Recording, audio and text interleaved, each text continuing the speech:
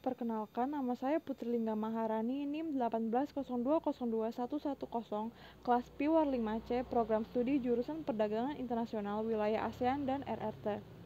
Kali ini saya akan menjelaskan tentang kasus PT Sumalindo Lestari Jaya mengenai pelindungan pemegang saham minoritas dalam pengambil alihan saham pada anak perusahaan.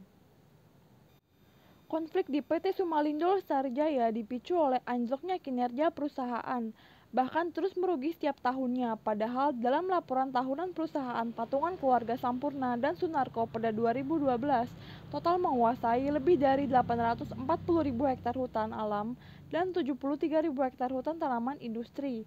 Dengan kapasitas produksi kayu lapis hingga 1,1 juta meter kubik per tahun, PT Sumalindo Lestari Jaya menguasai lebih dari 30% pasar Indonesia dan termasuk 5 besar produsen kayu di dunia. Sebagai perusahaan raksasa pemegang hak penguasaan hutan terbesar, hal itu tentu bukanlah suatu hal yang wajar. Indikator paling nyata adalah harga saham perusahaan yang pada 2007 senilai Rp4.800 terjun bebas di kisaran Rp100 pada 2012. Direktur utama dari PT Sumalindo Lestari Jaya berkata bahwa perusahaan merugi karena dampak krisis ekonomi 2008. Pelanggaran yang dilakukan oleh PT Sumalindo Lestari Jaya diantaranya yaitu yang pertama, PT Sumalindo Lestari Jaya atau PT SLJ melakukan pengikatan jual beli saham pada PT Sumalindo Hutani Jaya atau PT SHJ, namun tidak dilakukan secara terbuka atau transparan terhadap pemegang saham minoritas.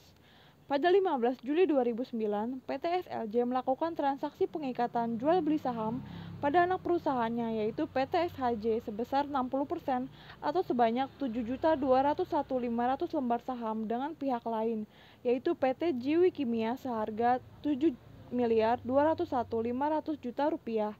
Namun, hal yang sangat penting dan merupakan transaksi material terhadap perkembangan PT SLJ ini tidak dipresentasikan maksud dan tujuan pelepasan sahamnya di hadapan RUPSLB atau Rapat Pemegang Saham Luar Biasa.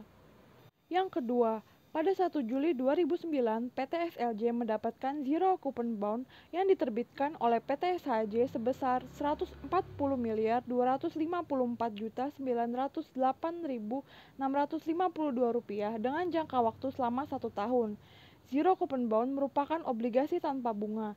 Tindakan korporasi tersebut baru diketahui oleh pemegang saham minoritas tanggal 15 Oktober 2009.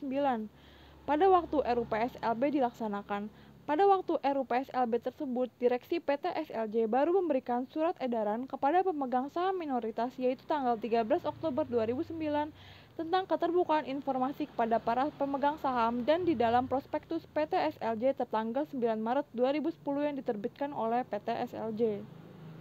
Yang ketiga, berdasarkan neraca konsolidasi PT SLJ tertanggal 30 September 2009, ternyata mempunyai ekuitas bersih sebesar Rp179.311.000.000 dan diketahui bahwa PT SLJ mempunyai pendapatan usaha untuk periode 9 bulan yang berakhir pada tanggal 30 September 2009 sebesar Rp424.779.000.000.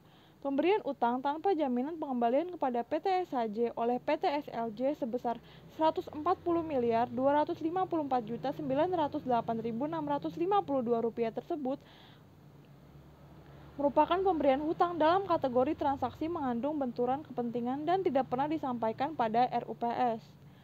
Maka, berdasarkan hal tersebut, direksi PT SLJ telah melanggar keputusan Ketua Badan Pengawas Pasar Modal dan Lembaga Keuangan tentang transaksi afiliasi dan benturan kepentingan transaksi tertentu. Yang keempat, pada tanggal 22 Mei 2009 di dalam laporan keuangan PT SLJ tahun buku 2008, PT SLJ mengalami rugi bersih kurang lebih sebesar Rp262.500.000.000. Dikarenakan hal tersebut menyebabkan tidak adanya pembagian dividen bagi para pemegang saham pada tahun buku 2008. Namun ternyata pada tanggal 1 Juli 2009, PT SLJ memberikan hutang kepada PT SHJ senilai Rp144.254.908.652 melalui zero coupon bond yang diterbitkan oleh PT SLJ untuk jangka waktu 1 tahun.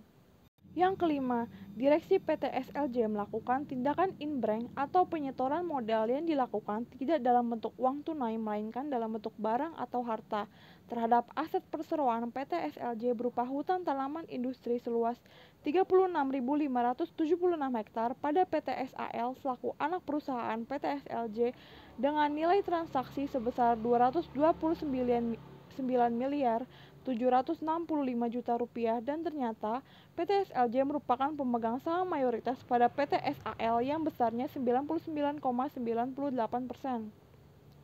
Tindakan korporatif direksi PT SLJ tersebut merupakan transaksi afiliasi yang seharusnya diketahui oleh pemegang saham tanpa kecuali pemegang saham minoritas. Tetapi, transaksi afiliasi ini tidak pernah diberitahukan atau terbuka kepada pemegang saham minoritas melalui surat tertulis maupun pada waktu diselenggarakannya RUPS tahunan ataupun RUPS LB tahun 2008 atau 2009. Didi Hartawan selaku pemegang saham minoritas mempertanyakan tanggapan dari pelanggaran ini dalam forum RUPS tahunan maupun RUPS LB, baik secara lisan maupun tertulis, namun tidak ada tanggapan dan jawaban secara jelas dan tuntas dari PT SLJ. PT SLJ telah melanggar prinsip transparansi atau keterbukaan. Prinsip transparansi atau keterbukaan merupakan salah satu unsur pokok dalam penerapan GCG atau Good Corporate Governance dalam suatu perusahaan.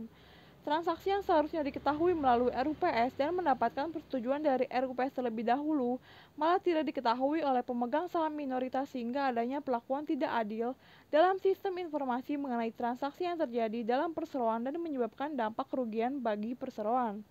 PT SLJ tidak dapat mempertanggungjawabkan pelanggaran yang dilakukannya sehingga merugikan perusahaan dan pemegang saham minoritas.